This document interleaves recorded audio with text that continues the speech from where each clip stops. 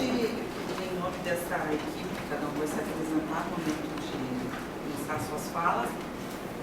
Nós, do Instituto de Letras, somos, eu sou a professora Rosa Maria, professora de francês, do departamento de francês, e sou responsável mais pela parte de didática da língua francesa, dos estágios de didática, e sou professora de língua francesa e atuo também junto aos alunos do bacharelado de tradução, temos duas formações.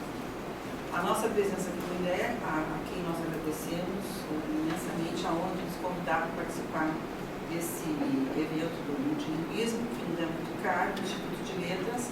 Nós temos sempre tido uma posição por esse tipo de opção, né, de que as línguas sejam ofertadas com pluralidade, né, porque estamos, afinal, numa universidade e que é importante que as diferentes formas de estudar, de ver o mundo sejam contempladas. Eu começo, então, apresentando para vocês coisas bem gerais, assim, sobre o porquê estudar francês. As áreas hoje que são atingidas pelos estudos franceses, e eu falo franceses, vocês vão entender a seguir, eu não vou falar da França, mas franceses em língua francesa, eles atingem muitas áreas.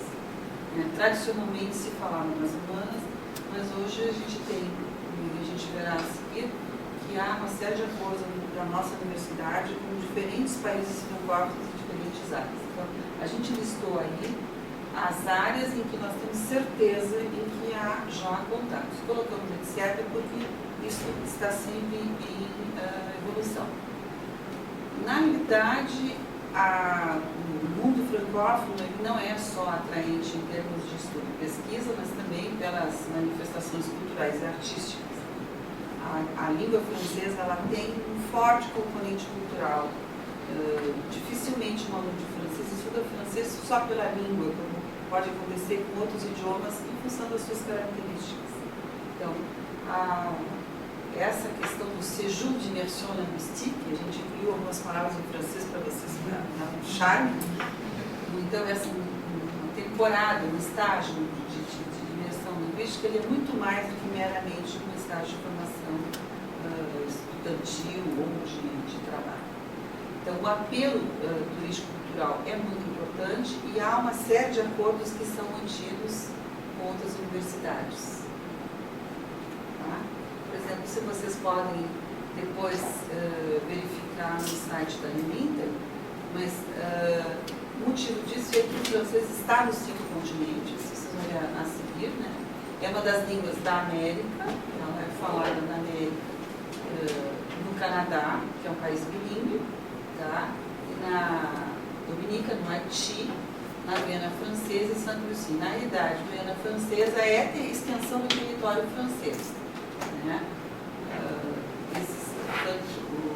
O Haiti foi uma ex-colônia. A França, então, é um país presente, dentre esses é um dos países mais presentes. E se vocês entrarem no site da Uninter, vocês verão isso, como isso acontece. O Canadá, mais precisamente a província do Quebec, que é uma das províncias realmente em que o francês é realmente mais falado, embora o Canadá seja um país bilíngue, não é todo o Canadá que é praticamente, assim, na prática, bilíngue. O Quebec é uma das províncias, uma das 13 províncias, e ainda tem imigração aberta. E, então, essa questão faz com que realmente o francês faça parte do patrimônio mundial cultural, né, como uma língua importante de estudo, pesquisa e cultura. A Diana, agora eu passo a palavra da Diana para falar para vocês da cultura. Bom dia a todas e a todos. Meu nome é Diana, eu faço licenciatura em português e francês. E trabalho com a professora Rosa, no NELI e no PIBID, que é uma das áreas de bolsa que a gente pode ter na licenciatura. Eu vou explicar rapidamente o que é a francofonia para vocês, como a professora Rosa falou antes, ela falou em estudos franceses e mundo francófono. Então, o que é a francofonia? A francofonia é uma organização internacional que visa promover a língua francesa. Então, ela trabalha incentivando a educação, cultura, tudo que tem ligação com a língua francesa os diversos países no mundo inteiro. Tem países que participam como membros e outros como observadores, que são os que têm, digamos, menos participação com a língua francesa de fato. Os que são membros, eles têm falantes realmente de francês, têm como língua oficial, e os observadores eles ainda estão caminhando, eles demonstram determinado interesse, mas ainda não podem fazer parte em si da francofonia. Um dos fundadores da francofonia foi Léopold Senghor. Ele é senegalês, era senegalês, escritor, político, e ajudou a criar essa organização então, para difundir a língua francesa. A diferença que a gente pode ver ali entre francofonia com a letra maiúscula e francofonia com letra minúscula é porque com letra minúscula se refere então ao conjunto de pessoas e países falantes de francês. E com letra maiúscula é a organização política de fato. Por que nós gostamos de citar a francofonia, e como professores e tradutores também é importante falar da francofonia para desmitificar o fato que a língua francesa é só da França. Normalmente, quando nós falamos em francês, talvez não seja o caso de vocês, mas as pessoas costumam responder, é França, é Paris. Então, não, a gente gosta de enfatizar que não é no mundo inteiro, nos 5 continentes, principalmente na África, tem diversos países que podem, então, facilitar uma comunicação para quem aprende a língua. Tem na Oceania, tem, enfim, nos 5 continentes, o francês é falado. Aqui a gente trouxe o nome de alguns países que participam da francofonia e tem ali, como vocês viram, o site, depois a gente pode enviar esse material para todos. Se vocês quiserem conhecer um pouco mais, tem atividades da francofonia todos os anos. O dia da francofonia é dia 20 de março, então normalmente tem uma semana inteira com atividades em alguns lugares do mundo. Também para vocês terem uma ideia, então são 19 observadores, 56 membros. E aqui a gente trouxe isso da Relinter, então com algumas universidades francófonas, onde vocês podem, de repente, estudar algum dia. Na Bélgica, no Canadá, na França, obviamente. E alguns acordos que vocês podem encontrar também na página da Relinter. Aqui fisicamente nós temos um colega que foi agraciado esse semestre com uma bolsa do Erasmus por falar francês. Então ele vai para uma universidade francesa. Erasmus aparece. Então, o Erasmus que é um programa europeu. Né? E isso, e é para todos os cursos. Todos os cursos. Vários cursos foram contemplados, eu acho que provavelmente todos os anos vão Quantos na URGS? Quantos na URGS? 15 de vários cursos. Para onde que você vai?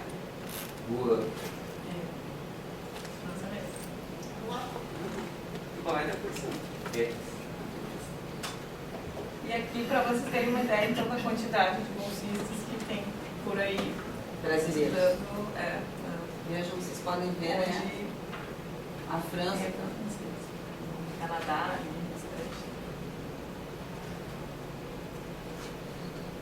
Então, para poder, meu nome é Gabriela, eu fui estudante de letras aqui na URGS, agora eu já sou formada, sou professora de francês do MERI na Unicinos, e eu vou falar para vocês um pouquinho sobre como então ter acesso a essas bolsas e a esses estudos em países francófonos. Não é apenas a Bélgica, não são apenas Bélgica, França e, enfim, Canadá que oferecem bolsas, a Suíça também oferece bolsas muito boas de estudos, não tem nenhum acordo com a Relinter, mas todo mundo pode se candidatar e tentar uma bolsa para fazer um mestrado ou doutorado na Suíça. Cada universidade oferece, também tem bolsas nacionais. Na Bélgica também algumas universidades belgas oferecem bolsas de candidatura individual, vocês não dependem da URGS para postular, mas que podem tentar se candidatar também e podem até incentivar junto aos cursos de vocês que acordos sejam feitos ao longo do tempo. Só que para estudar em outro país, a gente tem que ter uma competência mínima em línguas, né? Não é eu sei me apresentar e eu sei perguntar onde é o banheiro e acabou para a gente poder chegar em outro país. Ou então eu falo inglês, as minhas aulas vão ser em inglês, eu posso morar em outro lugar. Não é assim. Então, o DELF e o DARF são 2 diplomas oficiais reconhecidos, feitos e reconhecidos pela França, pelo Ministério da Educação francês.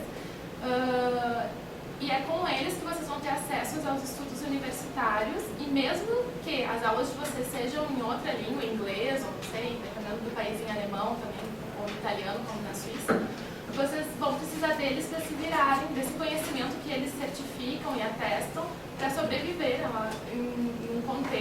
francófono. Então, o DELF significa Diplôme d'études en langue française, então é um diploma de estudos em língua francesa. Ele tem 4 níveis, depois eu vou explicar para vocês. E o DALF seria o Diplôme Approfondi de langue française, que é um diploma que está num nível superior ainda. É com esse tipo de diploma, que na verdade é uma prova, em que vocês vão fazer uma prova que avalia as 4 competências em língua estrangeira. Então, compreensão escrita, compreensão oral, vocês vão escutar um documento e responder a questões sobre isso. Ler um texto e responder também questões de interpretação, produção escrita, escrever textos em francês, e produção oral, então se apresentar, passar por um momento de interação com uma pessoa que fala francês, ou dependendo do nível, fazer uma apresentação em francês, participar de um debate em francês, argumentar em francês. Então essas 4 competências elas são avaliadas dentro desse diploma. Uma vez que vocês são aprovados, vocês têm um certificado que é válido para a vida inteira. Então, alguns testes, depois eu vou falar também, eles são válidos por um tempo limitado, mas o DELF e o DALF são reconhecidos internacionalmente e válidos por tempo indeterminado. Dentro desses níveis, bom, quem pode fazer o DELF e o DALF? Qualquer pessoa pode ter acesso a esse tipo de diploma, pode fazer a prova para ter o certificado. Pode ser simplesmente um aluno que estudou francês, por exemplo, e que quer saber em que nível ele se encontra nos conhecimentos de francês e vai fazer para verificar de uma maneira bem pessoal. Pode ser alguém que vai realmente, que pensa em fazer estudos na França, que quer, sei lá, fazer um semestre de estudos ou um ano de estudos em outro país, na França, que seja num país francófono, ou por motivo de trabalho, ou seja, se formaram e tem uma oportunidade muito bacana de estágio ou para trabalhar em algum país de língua francesa, e provavelmente os empregadores de vocês vão considerar ótimo que se fale inglês, mas vão exigir que vocês falem francês para sobreviver no país, para participar das interações sociais, enfim, profissionais dentro desse contexto. Dentro, então, desses 2 diplomas, são 6 diplomas, na verdade, 4 que concernem o DELF e 2 para o DALF, que é o mais avançado. Então, no DELF A1, é importante lembrar que são diplomas independentes, vocês não são obrigados a fazer o primeiro nível para depois participar dos níveis subsequentes e terem 6 diplomas. Vocês podem fazer, eu acho que o meu nível já é mais avançado, eu não quero fazer os níveis iniciais, quero ir direto para um nível mais avançado. E vocês há algumas provas online também, se vocês participam de aulas de francês dentro de uma universidade, de um centro de línguas, que seja, o professor pode dar uma ideia para vocês de onde vocês estão, segundo as horas de língua que vocês já fizeram, de curso de língua, ou não. Então, o DELF A1 seria o primeiro nível, é o mais elementar. Então, é aquele início, assim, dos estudos de francês, em que a pessoa já é capaz de se apresentar em francês, ela é capaz de apresentar a família, falar do ambiente imediato dela em francês. Claro, sempre se a pessoa com quem ela fala, o seu interlocutor, fala devagar, repete, usa um vocabulário mais simples. Então, é realmente o primeiro nível do francês. A produção escrita é muito básica ainda, então é preencher um formulário, uma ficha de inscrição, de repente, pegar um livro na biblioteca, nesse tipo de contexto. O nível A2 ele ainda é bastante elementar, mas a interação com o ambiente ela já é um pouquinho maior. Então eu já posso falar de usar um vocabulário mais extenso, falar da família, falar da minha cidade, das férias, onde eu passei as férias, as atividades que eu fiz, já é um pouquinho mais, vai além do A1. Para o primeiro diploma, com mais ou menos 100 horas de estudo, a gente considera que já é suficiente para conseguir o primeiro diploma. Com o A2, mais ou menos 200 horas de estudos. É legal lembrar que no DELF A1 a gente tem um diploma novo agora, que é o A1.1. Então, A1.1, que é realmente muito elementar. Ele é mais feito na França mesmo, então se vocês um dia tiverem vontade, se estiverem viajando pela França, conhecerem um pouquinho de francês e quiserem já ter um primeiro certificado, esse A1.1 é o mais elementar que tem e ele é feito na França, diretamente. Os outros vocês podem fazer aqui no Brasil, depois a gente vai ver onde. No DELF B1, então o B1, também ele já entra num nível mais independente de uso da língua francesa, lembrando que nos 6 diplomas as capacidades compreensão, expressão oral e escrita, então não é só eu entendo bem francês, então eu vou ter esse diploma, não, tem que saber falar, escrever, escutar, compreender e ler em francês. Então esse B1 ele é para mais ou menos 400 horas de estudo do idioma. Aqui já é possível conversar, entender, assistir um programa mais simples de televisão, interagir de maneira mais independente no francês, não ficar com tantas hesitações, mesmo se alguns erros, alguns problemas de vocabulário ainda são bem presentes no nível B1, já é bem mais independente do que o nível A1 e A2. Então, a interação com o ambiente, com as pessoas ao redor, com os diferentes setores universitários ou não, ele se torna mais independente. No B2, a gente já entra, a diferença maior do B1 para o B2 é realmente um grau de independência bem alto e a capacidade de argumentar, de convencer em francês. Então, esse nível B2, para alguns cursos universitários, ele já é exigido. Para as engenharias, às vezes, para fazer um semestre de estudos, durante a graduação, já é o nível exigido o B2. É importante saber que, dentro de um contexto francófono, então, estudando em lugares em que se fala o francês, não é só saber o francês, a língua francesa. Como eu disse, tem todo esse conhecimento que vem junto com o francês, como a professora Rosa falou no início, da cultura francesa e, no caso de alguém que queira fazer estudos em francês, da cultura acadêmica do lugar. Então, não é eu sei falar francês e eu posso transferir essa maneira de ser aluno no Brasil para um contexto em que se fala francês. É saber ser aluno também num contexto em que se fala francês. O tipo de aula é diferente, o tipo de trabalho a ser apresentado é diferente, os textos são diferentes. Então, dentro de uma aula de francês, a gente espera que o professor ele ensine, ele passe para o seu aluno conhecimentos em relação a esse ambiente sociocultural, acadêmico, para que o aluno possa não só falar em francês e escrever, enfim, essas competências, mas corresponder e conseguir acompanhar a vida do lugar, também com todas as trocas culturais. Depois a gente chega no nível avançado de conhecimento de francês, que então muda de nome, vira o DALF, C1 e C2. O C1 é o que se exige em estudos universitários já um nível mais avançado. Então, não sei, um mestrado em letras ou em literatura, alguns mestrados também em direito, ou alguns até cursos de direito já exigem o C1. Qual é a diferença do B2 para o C1? Então, no B2 nós somos capazes de argumentar, então, um usuário bastante independente da língua. O C1 ele já vai além. Ele consegue entender os implícitos da língua, subentendidos, então o que está nas entrelinhas de quando alguém fala, expressões idiomáticas, já é capaz de argumentar de maneira bastante sofisticada, de convencer, de apresentar.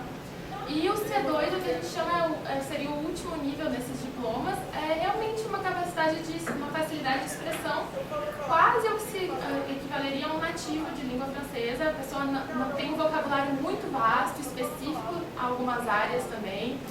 Nessas duas provas, o aluno ele escolhe qual é o domínio, qual é o domínio de estudo, se é em ciências ou em humanidades. Então já vai para um vocabulário bem mais específico, tanto na compreensão de texto, quanto na compreensão oral e na expressão também.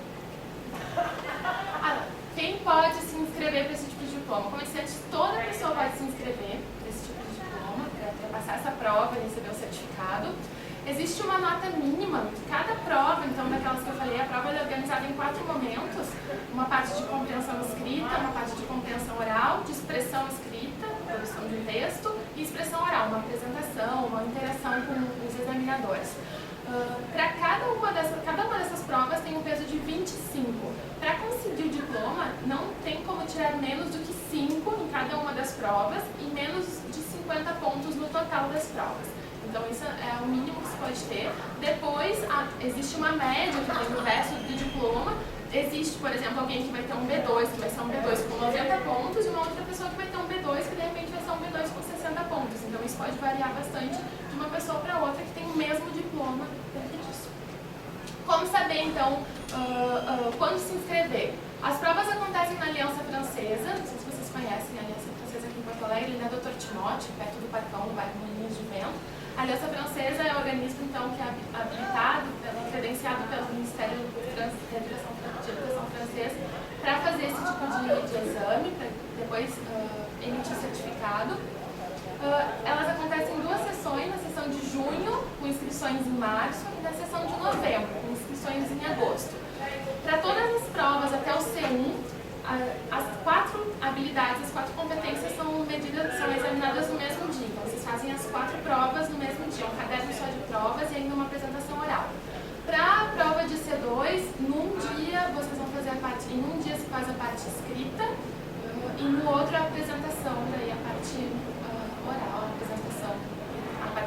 da prova oral.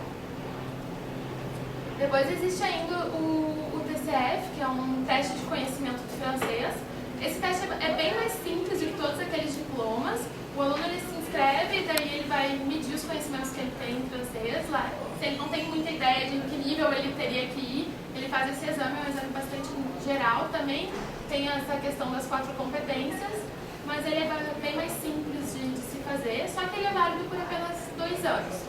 A maioria das universidades pede para que o aluno pede um TCF, quando o aluno vai fazer. Se vocês tentarem entrar de forma independente, seja por um edital de bolsa, algum convênio com a universidade, eles podem pedir um TCF para as engenharias, principalmente, se não for dentro de um edital de bolsa. Né? Dentro do edital da bolsa tem que ver o que a bolsa ela prevê. Esse exame mas esse exame ele atualiza a performance da pessoa. Quer dizer, o DELF é um exame à vida, ele vale durante a vida. Se vocês fizerem agora o exame, daqui a 20 anos ele continua válido. Então, o TCF é exigido porque aí há uma atualização do que aquela pessoa tem competência agora. Que pode não ser a mesma, se ela não pratica, não é a mesma daqui a alguns meses. Por isso que ele é válido por 2 anos. Né? Exatamente, ele é válido por 2 anos e é um exame sempre bem recente.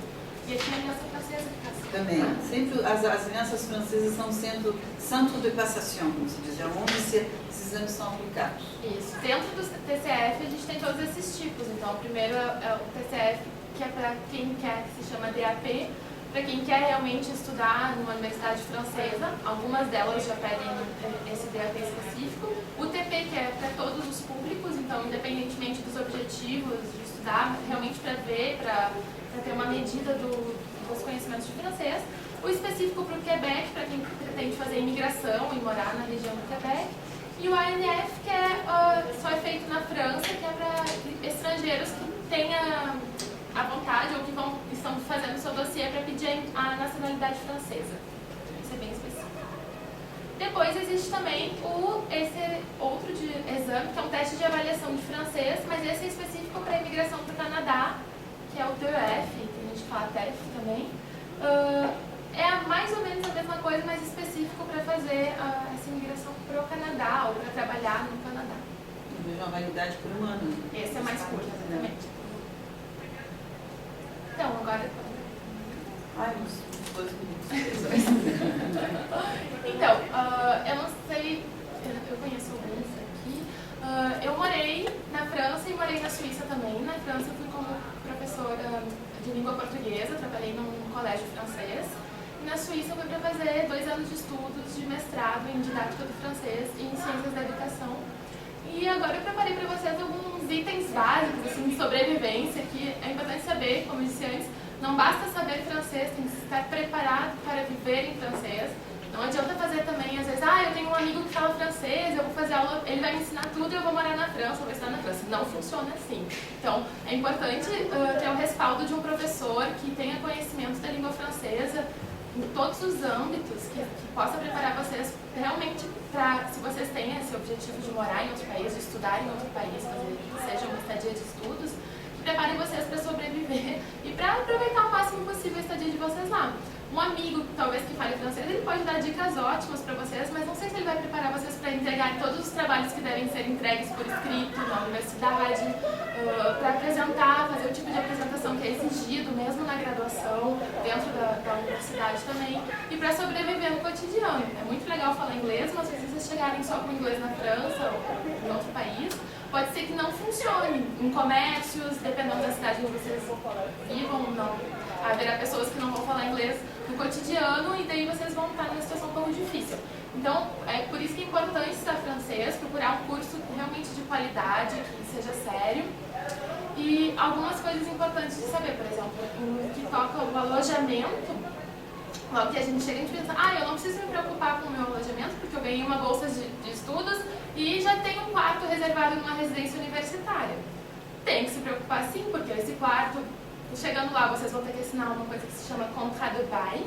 Então, é um contrato de aluguel ou de moradia. E daí, já chegando, já tem que saber que esse nome ali é um nome que a gente diz em francês, que não é contrato de aluguel. Não se pega o nome aluguel e coloca no lugar de contrat de loyer, alguma coisa assim. Não se chama contrat de bail, é específico. Dentro do contrat de bail, vocês são obrigados a fazer uma coisa que se chama état des lieux, significa que é mais ou menos descrever o estado em que o quarto de vocês, ou o apartamento de vocês ele está. Se vocês não contarem, por exemplo, tem rachadura na parede, tem uma mancha no chão, o espelho do banheiro está, não sei, descascando, no final da estadia de vocês, no início vocês pagam uma calção, então dão um cheque ou dinheiro para todo tipo de dano feito no imóvel.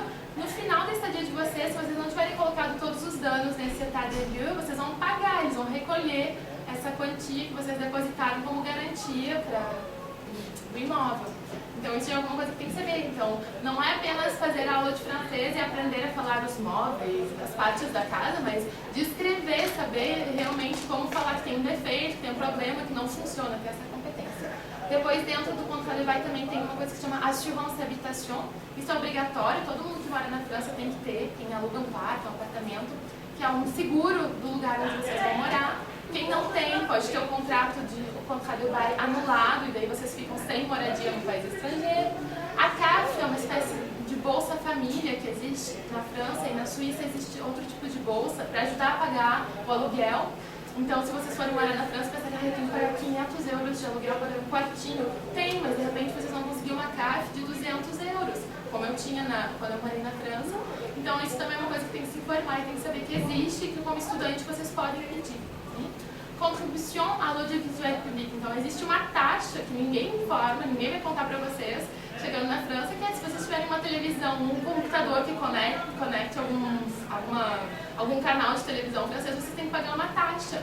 E um dia, vocês nunca ouviram falar nisso, ninguém avisou, mas um dia vai bater um fiscal na porta de vocês, vai pedir uma multa de 500 euros, porque vocês estavam vendo a novela do Brasil, sei lá, alguma coisa do gênero. Então ninguém avisa, tá, gente? Mas tem. Então esse tipo de coisa que a gente aprende na aula de francês, por exemplo, no NEL, dentro da universidade. Na universidade ou na escola de línguas, o que a gente tem que saber, o que tem que entender como termo? Traduction assermentée, é a tradução juramentada. Muitos documentos aqui da universidade, por exemplo, se não houver nenhum tipo de acordo, dentro dos acordos, quais são os critérios, mas eles vão pedir uma tradução juramentada. Isso tem que ser feito aqui no Brasil antes de ir. Na França há alguns tradutores, mas é muito mais caro fazer isso na França do que aqui.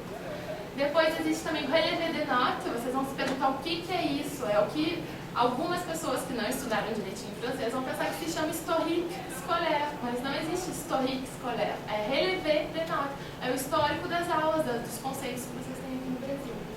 Extrait d'acte de naissance, que é a certidão de nascimento, que também é pedido, então, uma tradução em francês, assermentée, uma tradução juramentada para que vocês possam assinar um contrato em alguns lugares, contrato de alojamento ou mesmo para se inscrever na universidade. E o que é copie certifiée conforme? Essa é uma outra coisa que a gente não sabe o que é. Que é a questão de cópias autenticadas, que ninguém conta que copie certifiée conforme não tem cartório. Então, onde é que eu faço isso na França? No correio, que se chama posta. E a mesma coisa, em todo lugar em que pedirem para vocês uma fotografia, não vai ser 3x4. Vai ser uma foto, passaporte, do tamanho da foto de passaporte. Então, são algumas coisas que a gente não tem essa ideia no início. Como para ir no banco, abrir uma conta no banco, principalmente se vocês tiverem um tipo de bolsa, não chego no banco e digo eu quero abrir uma conta. Eu tenho que ligar, ou eu tenho que ir lá e marcar uma hora para encontrar com o gerente, para depois abrir a minha conta no banco, mediante tudo um dossiê, um monte de documentos que eu vou ter que apresentar. Então são algumas coisinhas assim, que a gente tem que se preparar. Também carte bleue, o que é a carte bleue? Que é a cartão de débito na França, que serve para tudo que vocês puderem fazer. Dentro do contexto universitário, então, questões mais específicas. Na França, a gente chama a graduação de licença e não significa licenciatura, significa realmente a graduação, que é feita em 3 anos. Na Suíça, a licença se chama bachelor, então, que também não é bacharelado, mas é graduação. Depois temos o master, feito em 2 anos, mestrado, e doutorado, geralmente em 3 anos.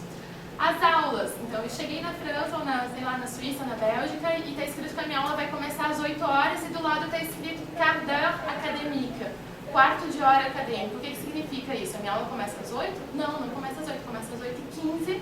Então às 8 horas vocês vão chegar, a sala vai estar vazia e vai ser la panique, porque não vai ter ninguém na sala de aula, então isso também é importante saber. Como fazer apresentações, exposé, compte rendu, então todo esse tipo de como apresentar, como entregar um trabalho em francês, muito importante saber também, não é como em português, o modelo não é o mesmo, o modelo acadêmico é bem diferente, não pode ser que vocês tenham uma nota super baixa, tendo uma grande competência no conteúdo, na matéria que vocês estudam, por não saber como apresentar alguma coisa. Então isso também é importante. Como se trata um professor ou um colega, então no francês a gente tem uma diferença de tratamento. No Brasil todo mundo se fala tu ou você, com os professores a gente às vezes fala senhora, senhora. Na França esse tipo de tratamento com pessoas que eu conheço ou não conheço, com quem eu tenho intimidade ou não, ele é bem diferente. Isso pode causar um problema bem grande, então também é importante aprender antes de ir para lá, esse tipo de coisa. Depois tem cartão de estudante, para que serve? O cartão de estudante serve para tudo na Europa, vocês vão ter descontos em muitos lugares. Na França vocês podem ir a museus nacionais de graça, tendo menos de 26 anos e com um cartão de estudante.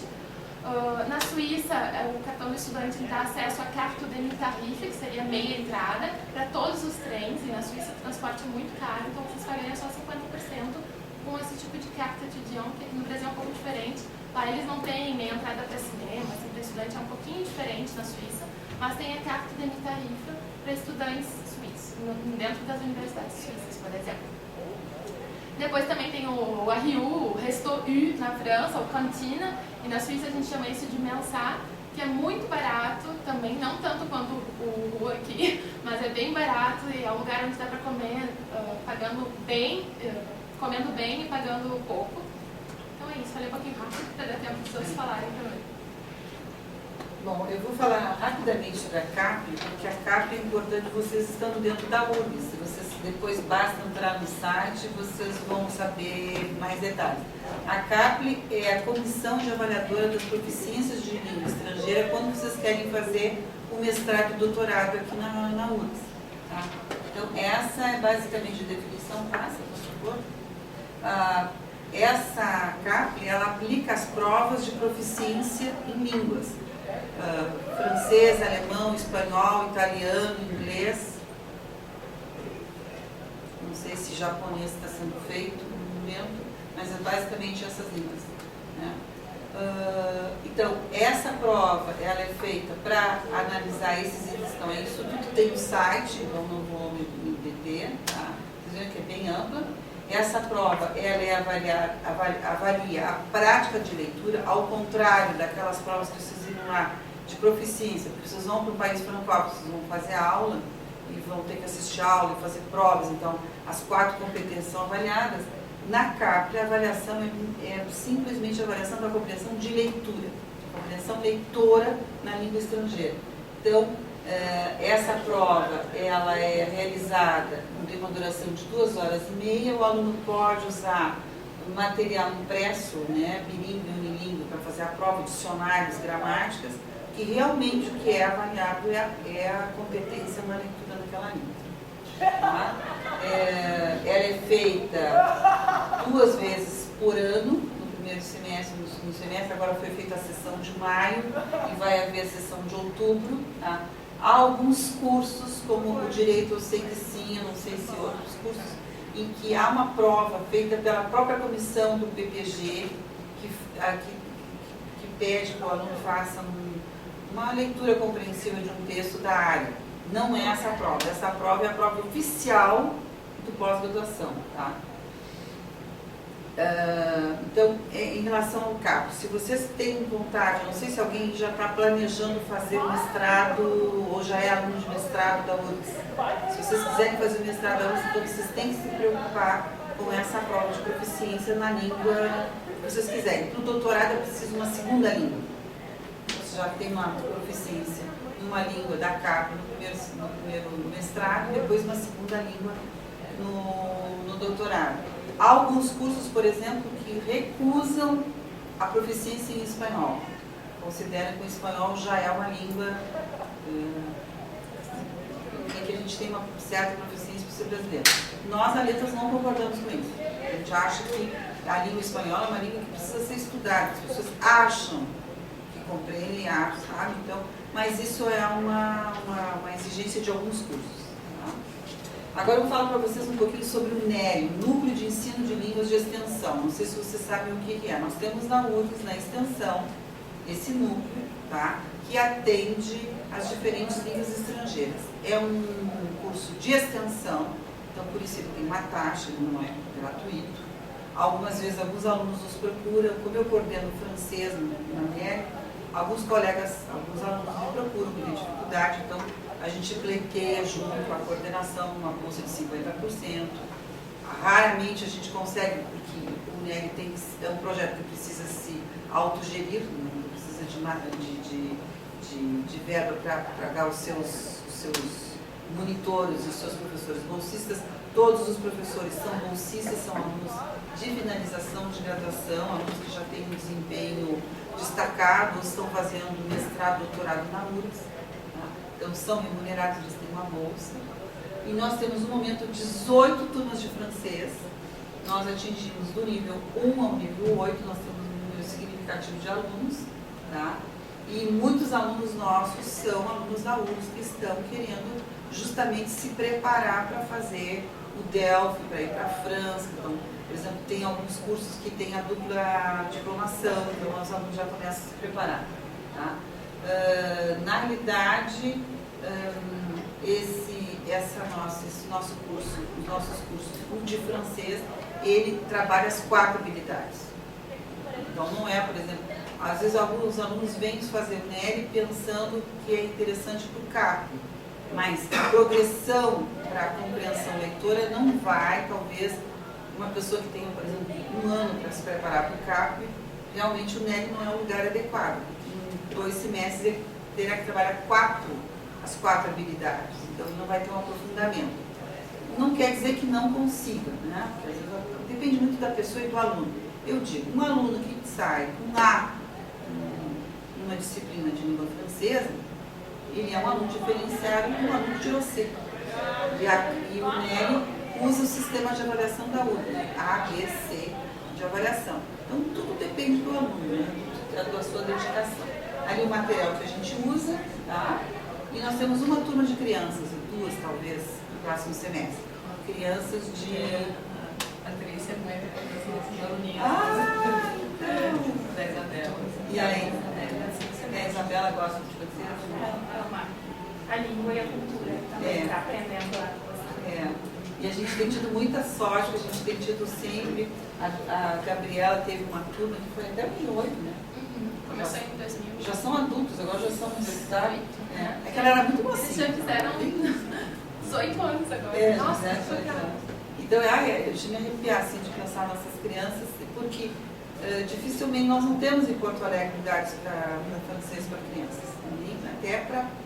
Agora a aplicação, até a gente não colocou, mas a aplicação fez uma grande proposta de ensino de línguas, e eles estão oferecendo francês desde as séries iniciais, e há um período assim, de 6º a 9º ano, em que eles têm 5 períodos por semana nas línguas.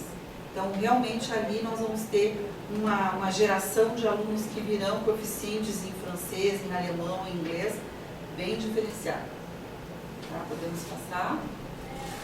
Agora nós vamos passar a bolinha para os coleguinhas da tradução, que vão falar, é muito importante isso, porque vocês, eventualmente, como estudiosos, como professores, ou como pesquisadores, ou profissionais, vocês vão precisar de tradução. Tradução é uma coisa muito séria. Oi, eu sou a Fabiana Lontra, eu sou aluna do bacharelado da Letras Francês. E o bacharelado aqui na Letras, ele é específico para tradução.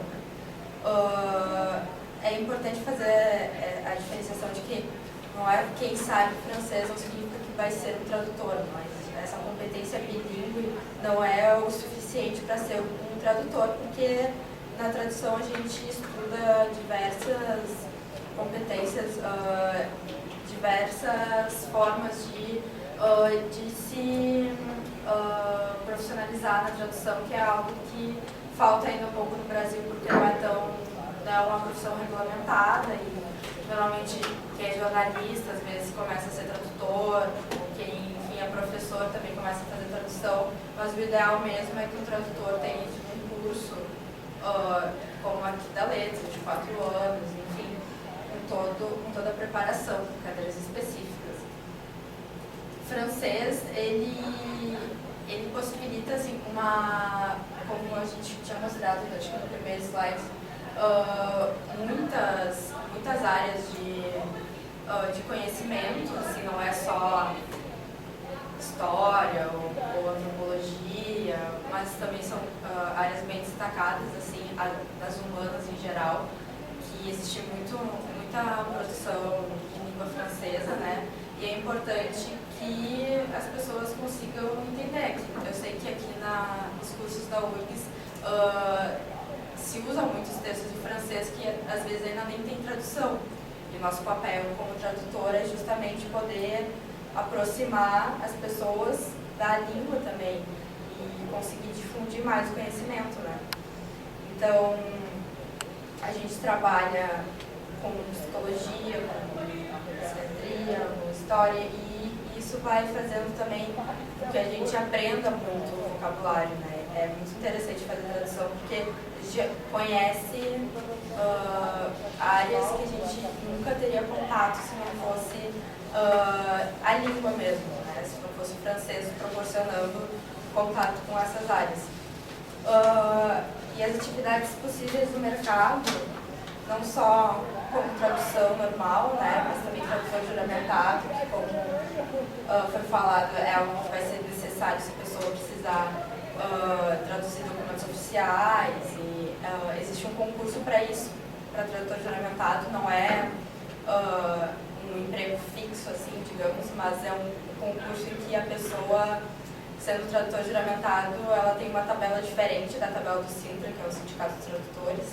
Então, é um valor muito maior do que um valor de uma tradução normal. É interessante ser um tradutor juramentado, assim, ter esse tipo de trabalho que é um pouco diferenciado. Mas também existe o mercado de revisão de textos, porque mesmo um texto traduzido precisa ser revisado por outra pessoa, não é assim de uma hora para outra, né, que a pessoa traduz. E também da edição, enfim, de editoras, enfim, todos os manuais, textos, por exemplo, se tu compra uma geladeira e aquele manual da geladeira ele vai ter sido traduzido, revisado, enfim, as empresas elas precisam ter tradutores, principalmente multinacionais, enfim, é sempre necessário ter tradutores. A gente trabalha com ferramentas de tradução também. Às vezes as pessoas imaginam que tradutores só pegam o papel e começam a escrever, mas não, existem muitas tecnologias de tradução, muita pesquisa em tradução, tanto que o Google Tradutor, o Google Translator, ele não surgiu do nada, né? Isso é baseado em muita pesquisa para tentar justamente fazer com que a tradução ela seja ela tenha mais facilidade, mais ferramentas tecnológicas e que não dependa só de uma pessoa, né? As pessoas consigam ter mais contato com as línguas. E a gente colocou aqui o que se aprende nas cadeiras de tradução, porque na letras, por exemplo, as pessoas fazem licenciatura, não têm contato com as cadeiras de tradução, mas na verdade elas são muito importantes, porque elas desenvolvem muitos conhecimentos da língua que às vezes não são tão tocados nas cadeiras de licenciatura, como por exemplo o vocabulário, né? A cada texto que tu pega, tu é obrigado a pesquisar o que ele diz, que palavras ele usa, de qual área específica ele é, e ir atrás, e às vezes tem que ler textos mesmo em português da área para conseguir se informar, entender sobre o que se trata. E isso é algo que acaba nos dando um conhecimento enciclopédico muito interessante. E isso é uma coisa essencial para o tradutor, ter conhecimento de todas as áreas, saber pesquisar muito bem, saber ir atrás do que as coisas estão, do que o texto está querendo falar. E isso é muito interessante, assim, para uma pessoa que faz francês ou que está aprendendo francês, é muito interessante tentar pegar textos para traduzir, pensar como a palavra seria usada em português, que a tradução não é uma palavra por palavra, e sim o sentido do texto, para mudar o sentido, para virar algo em português mesmo, algo que seria dito por uma pessoa falante do português. Então, são conhecimentos mais específicos que às vezes não são tratados nas cadeiras que vem de um professor que fez licenciatura, mas que é muito interessante poder se aprofundar nas áreas da tradução, até porque às vezes, por exemplo, se tu está fazendo um teu TCC ou um trabalho, uma monografia, e tu você quer fazer o resumo, você não precisa só fazer o abstract em inglês, né? Tu pode tentar fazer o seu próprio em francês, enfim. É algo que é bom ter como conhecimento para si. E um lance legal também seria ainda no trabalho da colega, desculpa, meu nome é Christian Macedo, sou da história. Tá? Mas a segunda tradução... Isso, atuante. Mas então, tem também, eu acho interessante falar, a questão de que está se abrindo muito hoje no mercado na área do entretenimento, das mídias, né? Você tem legendagem, você tem dublagem, você tem atividades também de pós-tradução, de revisão de tradução. Porque a colega falou, né, a questão do Google, né? O Google está avançando, o pessoal joga no Google Tradutor. Mas quem tem experiência, assim, ou tem uma noção da língua, joga no Google e, pô, peraí, não é bem isso, acho que a coisa ficou meio confusa e tal. Então o tradutor também está ganhando esse mercado, porque por mais que a máquina esteja avançando, por mais que a tecnologia dê conta de muitas traduções, o papel humano ainda é muito importante, para principalmente a questão do sentido. A máquina ainda não consegue dar um sentido, elaborar um sentido que a gente é capaz de dar. Em relação, então, à minha parte, né, vou tentar ser bem rapidinho, eu escolhi 2 autores que eles são estudados na história, né, o pessoal da história aí, às vezes diretamente, às vezes indiretamente. Na história a gente vê muito, por exemplo, o Michel de Certeau, a escrita da história, não sei se vocês já passaram por ele, o Kozlek, que trata da questão dos tempos, né? Tanto Kozlek quanto o Hartog também, quanto o Certeau, que são autores que a gente trata muito na história, eles têm uma relação, têm uma leitura desses 2 autores, Paul Ricoeur, né, que ele tem toda a sua carreira na letras e na filosofia, e o Gadamer, não sei se assim se pronuncia, ele é alemão, certamente não é assim que se pronuncia, mas ele trata da ideia principalmente, né, da ideia da hermenêutica. Porque o que acontece? Na história, a ideia de operação historiográfica, muito presente, muito trabalhada pelos nossos professores, ela envolve o quê? 3 elementos. Seria o lugar do historiador, o lugar do profissional, a instituição que ele trabalha, o lugar que ele está, a sociedade que ele está, os procedimentos de análise em relação aos documentos, ao objeto em si, e a produção escrita. Então seriam 3 momentos. Esse indivíduo está num lugar, esse indivíduo tem procedimentos de análise e esse indivíduo produz um texto. Que, de certa forma, você está devolvendo para a sociedade, demonstrando para a sociedade o produto do teu trabalho. O que acontece?